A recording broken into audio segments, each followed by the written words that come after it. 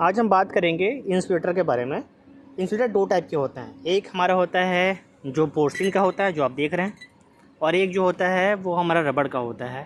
ठीक है, दोनों अलग अलग टाइप के इंसुलेटर होते हैं और अलग अलग जगह पे यूज़ होते हैं। तो अभी हम पहले एक एक कर चलते हैं पोर्सिन के बारे में।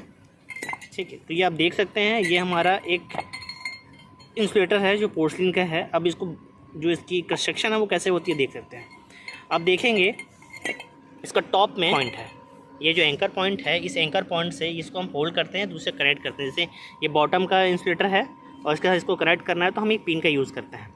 पिन का यूज़ करने के बाद जैसे यहाँ एंकर ये फिक्स होगा, ये हम देखेंगे इसका जो ग्रूव होता है, ग्रूव में इसको फिक्स करते हैं और दूसरे पॉइंट से पिन को उसको कनेक्ट करते हैं। ऐसे करते करते हम नंबर ऑफ़ इंसुलेटर को उसमें कनेक्ट करते जाते हैं एज पर वोल्टेज रेटिंग के हिसाब से।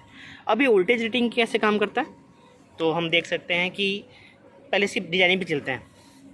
जब भी आप पिन इंसुलेटर को देखेंगे तो टॉप में ये ऐसा रहता है। टॉप में जब रहेगा तो ये इसकी सरफेस काफ़ी चिकनी होती है और यहाँ से ही हल्का सा कर्वेचर लिया रहता है। इसका मेन पर्पस ये रहता है कि जब भी बारिश होती है तो वाटर का जो कंटिन्यूटी फ्लो है वो नीचे सीधे आए।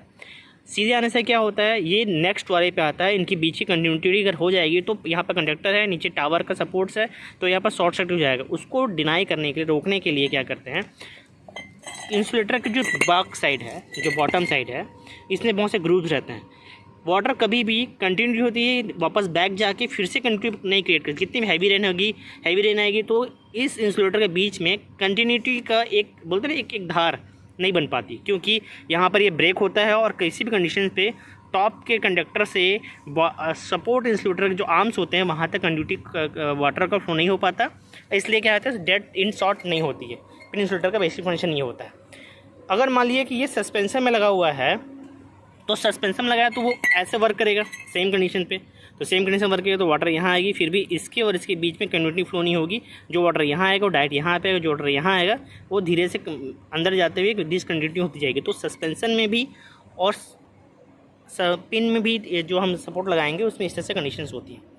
अब रबड़ में देख सकते हैं आप, रबड़ वाले में जब देखेंगे, ठीक है, इसको हम बेसिकली पॉलीमर बोलते हैं। रबड़ का जो है एक पार्ट होता है पॉलीमर, इसको बोलते हैं, पॉलीमर इंसुलेटर होता है।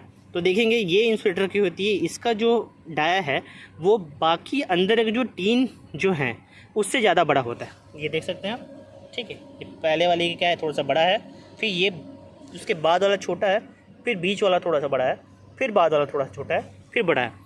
जब आप इसको ऐसे काउंट करते हुए चलेंगे, अब हम कैसे पता चलेगा कि कौन सा जो आपका इंसुलेटर है वो किस वोल्टेज लेवल के काम करेगा।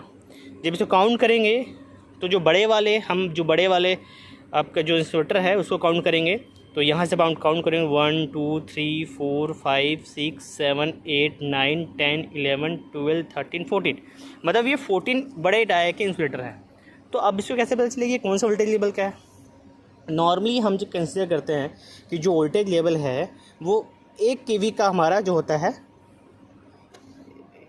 तो नॉर्मली क्या होता है, हमारा जो एक इंसुलेटर का जो वोल्टेज लेवल होता है वो 11 kV तक बियर करता है। मतलब इस हाई डाया का जो इंसुलेटर पॉलीमर इंसुलेटर है और इस वोल्टेज के बीच का जो इशू है वो आपका 11 kV का आपका वोल्टेज एक्सटेंड कर सकता है।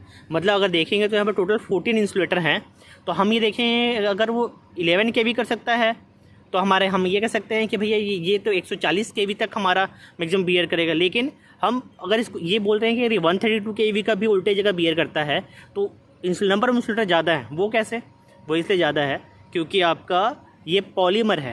तो पॉलीमर में क्या होता है, क्योंकि कभी कभी इसमें छेद हो जाते हैं, पंचर हो जाते हैं, तो पंचर होने के भी हम मेंटेन करने के लिए नंबर ऑफ़ जो इंसुलेटर वो एक्स्ट्रा रखते हैं। जैसे यहाँ पर हम पोर्सिन का यूज़ करेंगे तो जब भी 133 kV का हम जब यूज़ करेंगे तो उसमें भी हम क्या करेंगे, 13 इंसुलेटर जगह हम 14 इंसुलेटर डालेंगे।